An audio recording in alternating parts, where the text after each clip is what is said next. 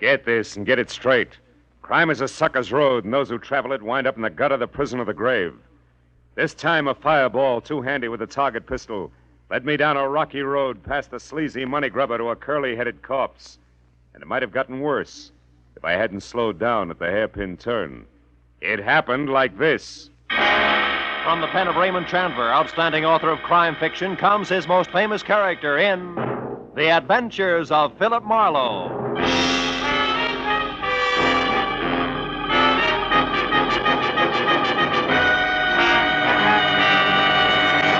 Now, with Gerald Moore starred as Philip Marlowe, we bring you tonight's exciting story, The Hairpin Turn.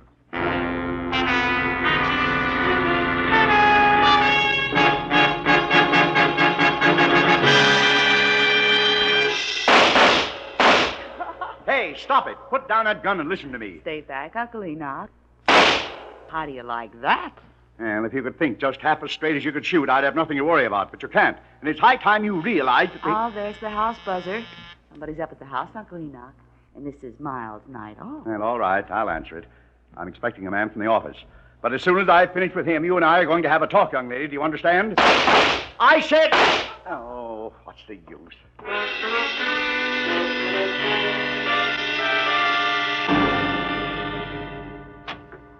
Yes? I'm Philip Marlowe to see Mr. Vanneman, Enoch Vanneman. I have an appointment. Oh, come in, Marlowe. I'm Enoch Vanneman. Oh. Glad you're here. Step this way, will you? We'll talk in the study. Okay, Mr. Vanneman, I thought... Those were pistol shots? Yeah, that's Kay, my niece. Sounds like a squad of Marines. Yeah, she's a champion pistol shot. She's converted one of the garages into a target range. Well, I seem to recall a city ordinance that says I it should know be... all about that ordinance, Mr. Marlowe. Save your breath. Oh, just like that, huh? Precisely. Sit down, please. Thanks.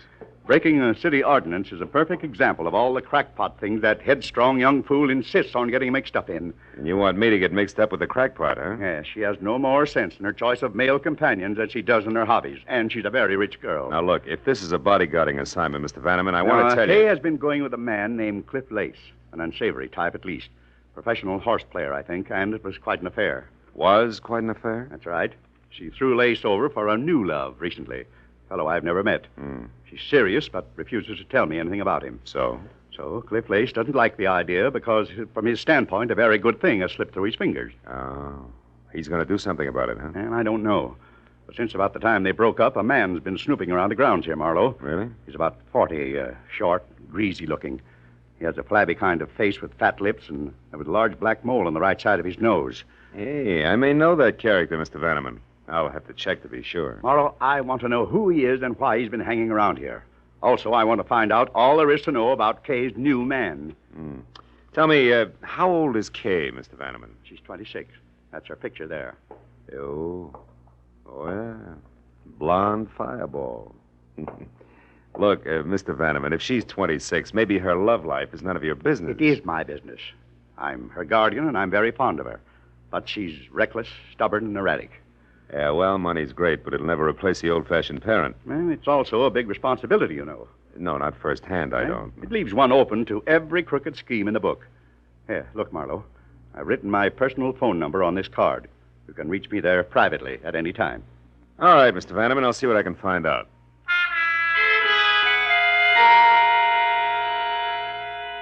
I got in my car and I crossed the 2 acres of tailored flora the Vannemans called front yard. I could see in back the squat, windowless brick building topped by a skylight that housed the target range. Then a minute later, I drove out through the big Bel Air gate into Sunset Boulevard just as Kay Vanneman streaked past me in a sleek new Nash. I was sure I knew already who the snoopy little man who'd been hanging around was. The description of flabby face, fat lips, and mole fit tight on a guy named Mutt Pomeroy, who'd somehow been issued a private detective's license and somehow managed to keep it. He was just about as ethical as a stab in the back.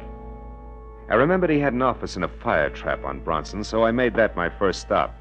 Climbed a flight of dark, smelly stairs to a tire door marked Pomeroy Private Investigations. Well, there was no answer, so I tried the door. Somebody beside Mutt had been there ahead of me. Turned the place inside out. It was a shambles. I spent 5 minutes going over his files, scattered like leaves in November. and was still at it when the door behind me swung shut. Lose something, chum? Hello, Mutt. What's the big idea tearing up my joint, Marlowe? Hey, you know better than that.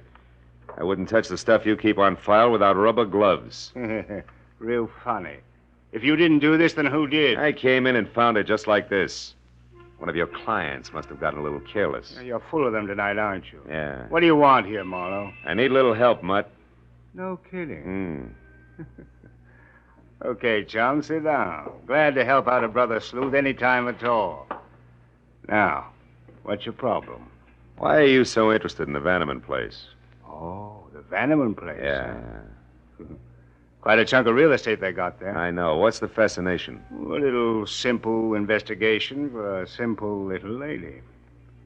For purposes of conversation, what'll we call her? How does Estelle suit you? Estelle. Look, Marlowe, you got in free. Take the scraps and be happy. Okay. But as you put it, the Vannemans own quite a chunk of real estate. We might subdivide. You might like to tell me how this Estelle ties in. Yeah, I might at that, chum. She's worried about a guy. And from what I've seen of that jet-propelled blonde named Kay Vanneman, she's got plenty of reason to worry. Guy's name wouldn't be Cliff Lace, would it? Cliff Lace? Mm-hmm. I don't remember, Marlowe. Okay, Mutt. How much is it going to take? Well, now, that's hard to say. I'll have to let you know. You see, I've got an angle on my end, too. My little client swears up and down there's no other woman involved. But, you know, the Estelles are always the last to know. You're beginning to smell, Pomeroy. And just how do you fit, Marlowe? I'm helping a guy worry about a girl.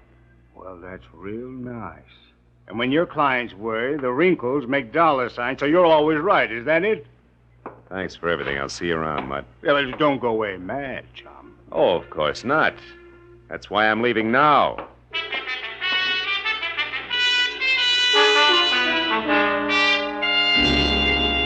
It took a friend at the phone company all of 10 minutes to locate Cliff Lace's address for me, which turned out to be a snug bachelor's nest bungalow style at the foot of the Hollywood Hills, numbered 4300 Cherimoya.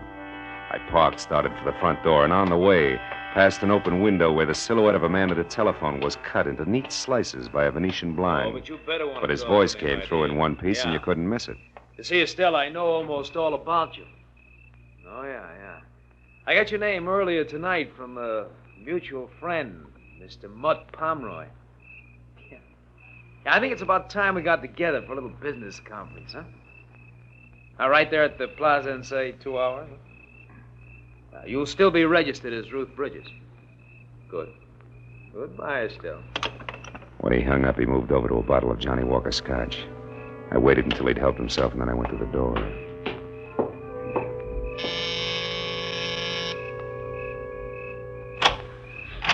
Yeah. My name's Marlowe, Mr. Lace. I'd like to talk to you.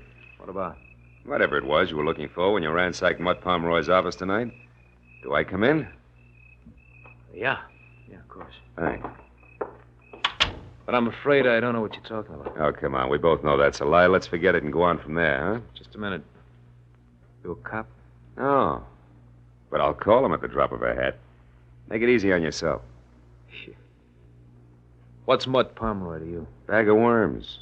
I want to know who he's working for. The fact that you had to break into his place to get information should let you out, so who is it? What makes you think I'd know? Because you found what you were looking for. What's Estelle's last name, Cliff? You do get around, don't you, Brightboy? Yeah, I do. Only sometimes not fast enough. Look, Buster, why don't you answer the door? Somebody's got his finger caught in the buzzer. Yeah, that's right. Kay, I told you I didn't... I stopped by to deliver something, Cliff. An ultimatum. I'm telling you for the last Hold time... it. We're not alone. I don't care what I have to say to you. I'll shout from the rooftops. We're through, washed up. Now get out of my life and stay out. Kay, please. Good evening, Miss Vanneman. I don't know you, Slim, but keep out of this. Look, darling, don't... Now you listen. I'm in love with Boyce Neely. Really in love this time. I intend to marry him, and I won't have you... Marry Boyce Neely? Oh, don't be ridiculous. Cliff, I'm warning you. Look, you'll get this. You'll never marry Boyce Neely. That's one thing I'm sure of. I know a lot more about him than you do, darling. Believe me. When the time is just right, you're going to hear from me again, but loud. Why, you filthy. If you try to do anything to hurt Boyce and me, Cliff Lace, so help me, I'll kill you. I mean it. Sometimes she's going to throw that temper at me just once too often. Who you kidding, Lace? Ever see her use a target pistol? Ah, she's too smart to trump her own ace. Don't count on it, mister. No, I'm not worried. Where were we, Marlowe? We were looking for some answers, which I just got. Good night, Lace. Keep your head down.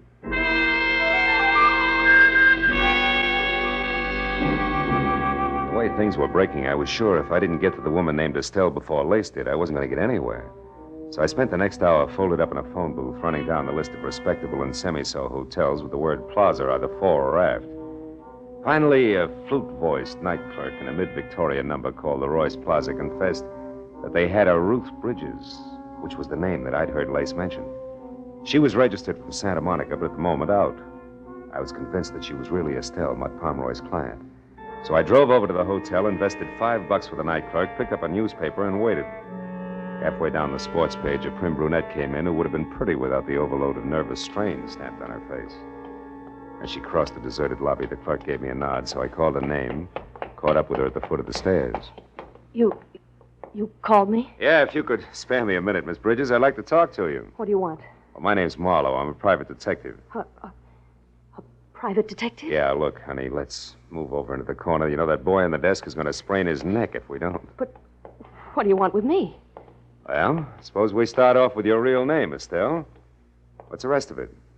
Neely, maybe, huh? How did you know that? It's taken me all evening to get it. That's the only way it figures. It's right, isn't it? You're married to Boyce Neely? Yes. I'm Mrs. Boyce Neely, but what business is that of yours? Well, that's what I'm trying to find out. You hired Mutt Pomeroy to check on your husband because you're worried about him, right? Why? Boyce is in trouble. He's in a jam, that's all. Is it money? No, Boyce does very well. He's in real estate in Santa Monica. Oh, maybe with the law, huh? Yes. Yes, I'm afraid so. He's been acting so strange. He wouldn't talk to me or anything. I just had to find out what was wrong. I see. Well, look, what's your connection with Cliff Lace? Why, I don't know any Cliff Lace. Oh, come on, baby. Take it a little easy and try again. Cliff Lace, I know you called him tonight, and he called you. All right. He wanted to talk to me about Boyce and some girl named Kay Vanneman, but he's crazy. I know he is. Boyce is not mixed up with another woman. He couldn't be. I hope I meet your husband soon, Mrs. Neely. I'd like to punch him in the nose. What do you mean? But Pomeroy was right. The Estelles are always the last to know. Look, do me a favor. Will you go up to your room, go to bed, and get some sleep? You're going to need it. All right. Thank you, Mr. Marlowe. Hey, Buster, where's the phone? Oh, right over there, sir. Good book? Huh? Oh, yeah, great. Chandler's new one, you know. Chandler. Chandler. Where have I heard that name before?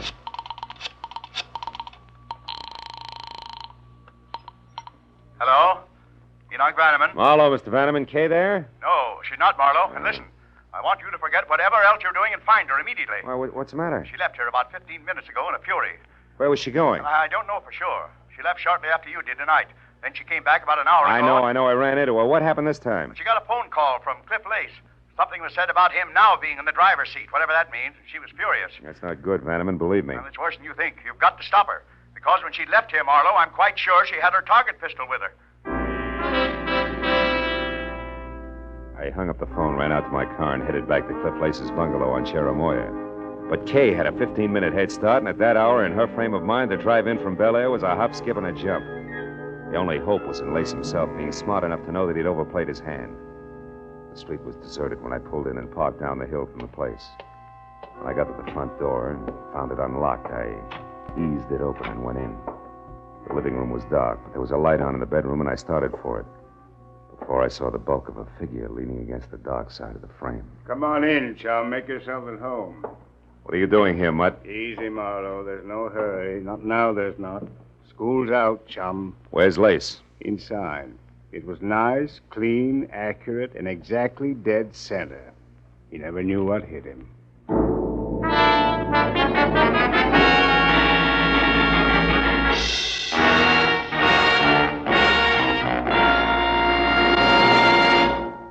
In just a moment, the second act of Philip Marlowe. But first, for a moment, let's look at the headlines on CBS's entertainment for tomorrow night.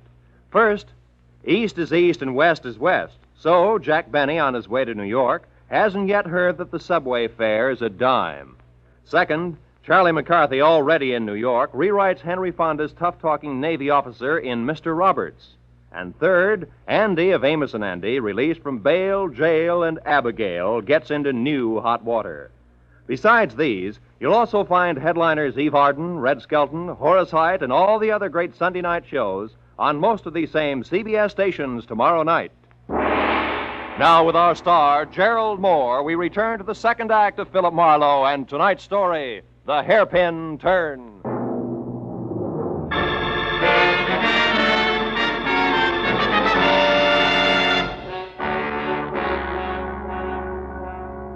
A small, neat hole front and center at his forehead said that Cliff Lace had been shot to death. And everything from jealous motive to target pistol method pointed directly to Kay Vanneman. But that was still a long way from proof, and there was Mutt Pomeroy on hand. The kind who always figured only one way. To the right of the dollar sign. Now, let's not jump to any dumb conclusions, Marlowe. Like what? Like the look on your kisser that wants to know what I'm doing here. That I can explain. I got Cliff Lace's name from you, and a sawbuck to the right guy gave me a rundown on him, a sort of a character analysis, you might say. So? So I figured he was the guy who frisked my office to find out who I was working for. He must have tagged me out of the Vanneman place, followed me down to my joint, then turned everything inside out until he ran across something that added for him. Something like the name Estelle Neely, maybe? You move fast, don't you, Marlowe? Yeah, when there isn't too much crowding. I've got most of it already, Pomeroy, so spill. Spill? I don't know what you mean, Marlowe. I mean that Estelle Neely hired you to find out why her husband was worried. You come up with an answer, all right. It was called Other Woman. So? Estelle didn't even suspect anything about another woman. And you didn't tell her what you found out because it was Kay Vanneman, a gal with $1 million, right or wrong. Suppose you're right, Marlowe. What are you getting at? A possibility that you could have done this. Kill Lace? Why? Because Lace was playing the same game that you are, chum, blackmail. Your motive was money, and so was his. Plus the fact that he didn't like Kay giving him his walking papers. So when he wouldn't come to terms with me, I killed him. Is that it? Yeah, it could be. Can you prove otherwise? No, I can't. But other things can, Marlowe. Things, yeah. Like that lipstick smeared cigarette in the ashtray behind you. It's not my brand. And I don't drop hairpins on the carpet when I kill. Do I go on? Or were you just trying it for size because you hate to think that a gorgeous item like young moneybags could be it? Right or wrong, Marlowe? You know, leveling with you, Pomeroy, takes the kind of talent that can cash a $7 bill at a bank. Who are you calling, Marlowe? The cops. It's the custom. Wait. Look, don't be a sap. What'll that get you? A killer, maybe. Yeah, and from there on a pat on the head, a well done from the law. Get smart, chum. Shielding a murderer is a lot healthier for the bank account than nailing one every time. Get your hand off the phone, Now, Pomeroy. Marlowe, listen. Get it off! Okay, go on, louse it up, Boy Scout.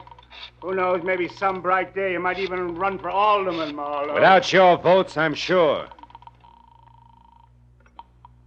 Homicide, Sergeant Becker. Phil Marlowe, Sarge. There's a DOA waiting for you. 4300 Cherimoya. Name's Cliff Lace. Occupation questionable. He was shot. Any idea who did it, Marlowe? Yeah.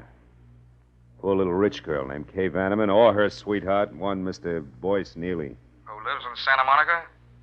Yeah. Where's the fit? I don't know. How long ago was this Lace killed, Marlowe? 30, 40 minutes? Why? Neely's clear. We picked him up at his own home better than 2 hours ago. He's in a pokey now. What'd you get him on? Hit and run, a month ago. It's alleged that he knocked an old lady out of a crosswalk and into a hospital without even stopping to watch her bounce. Some anonymous tipster phoned the dope in around 6 tonight. Said the repaint job on Neely's car would prove it. It did. So that just leaves this Vanneman babe, huh? Yeah, I guess so. But you know, Becca, there's... Marlowe, come here, quick, out in the backyard there. It's Kay Vanneman. I'll call you later, Becca. We got company. Get the lights, Pomeroy, and stay down. Don't worry, Marlowe. The driveway alongside the house is the only way out. All right, watch it from the front. I'll go through the kitchen and out the back door. Play it close. Check. But remember, Pomeroy, nobody gets trigger happy. Don't worry, chum.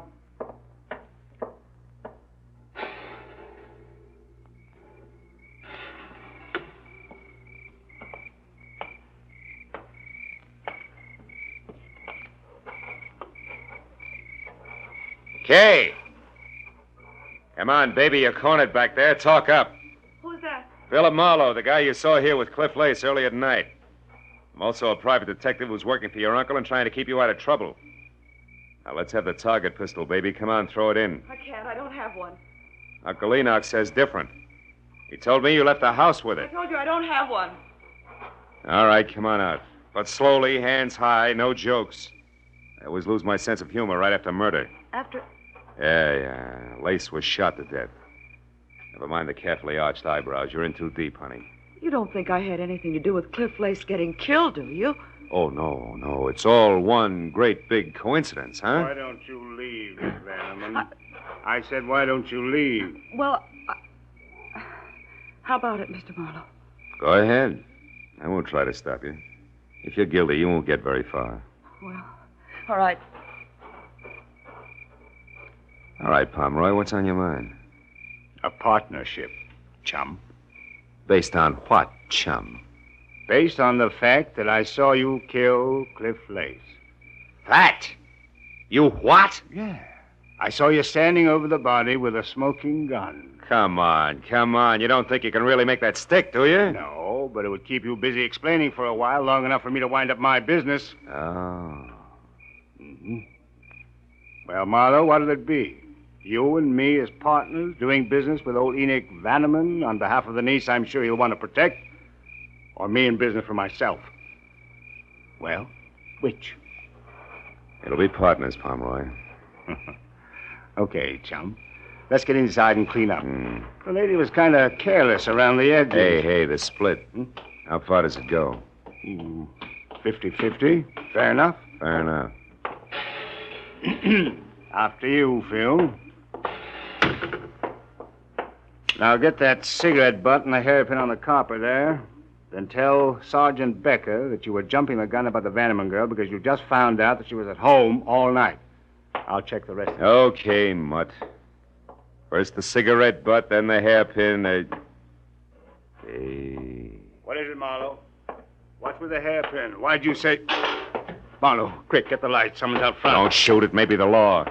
In skirts? Look, get in that car over there. It's a babe, and 5 will get you 10 that she answers the name of Kay. Oh, that jerk's going to be a Lulu to protect. Yeah. Well, we better go in. Hey, the hairpin you dropped into your pocket, Marlowe. What's so special about it? Oh, nothing. It was just a hunch I had. Forget it. Marlowe, I want to see it. Okay. Here. Get a good look. Partner.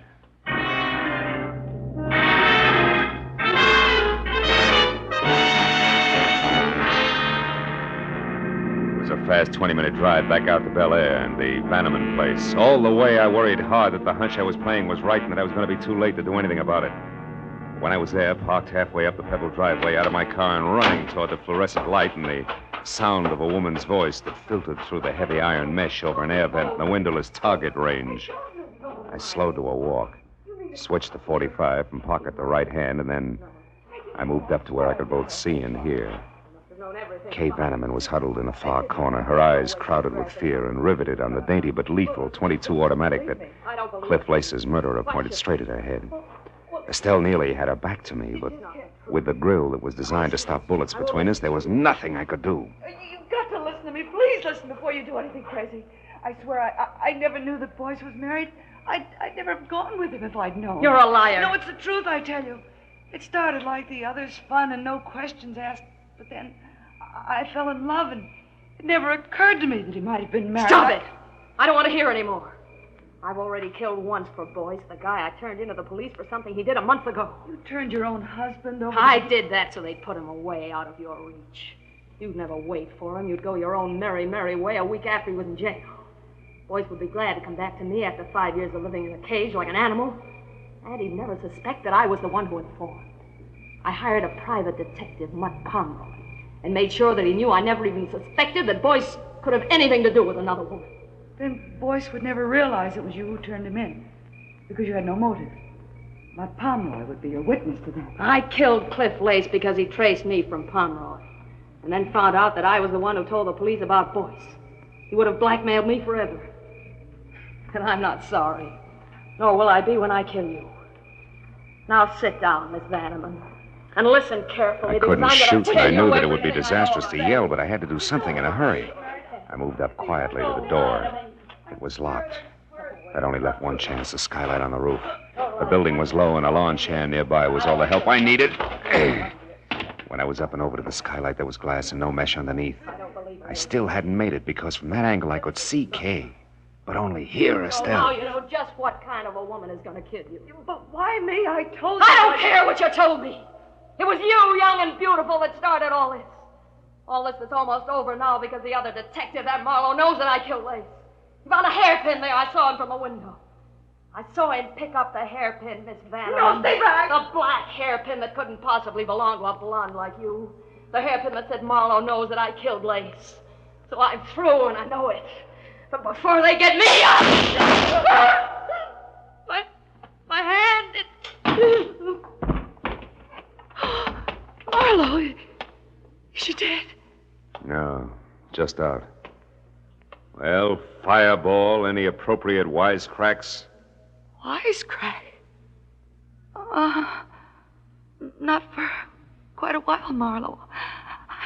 I'm too scared.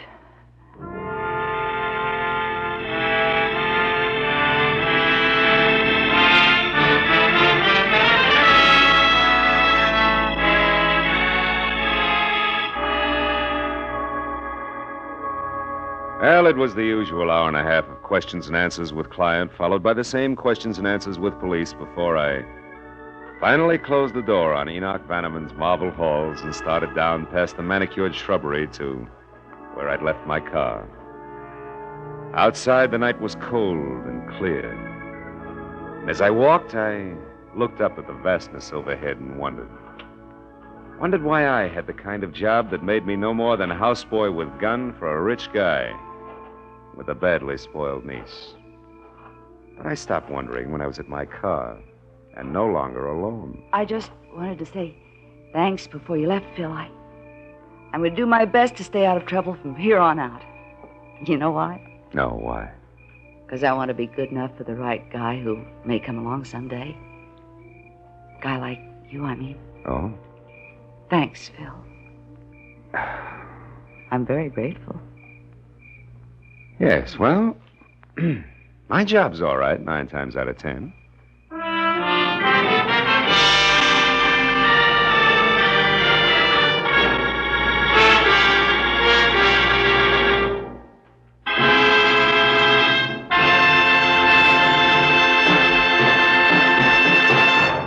The Adventures of Philip Marlowe, bringing you Raymond Chandler's most famous character, star Gerald Moore, are produced and directed by Norman MacDonald and are written for radio by Robert Mitchell and Gene Levitt.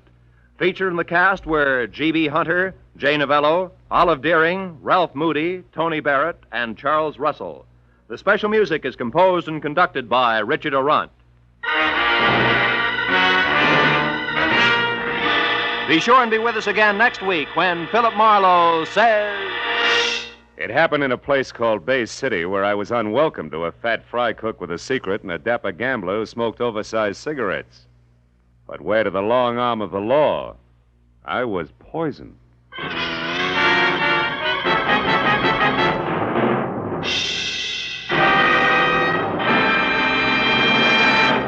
Philip Marlowe has a new night, ladies and gentlemen, Tuesdays.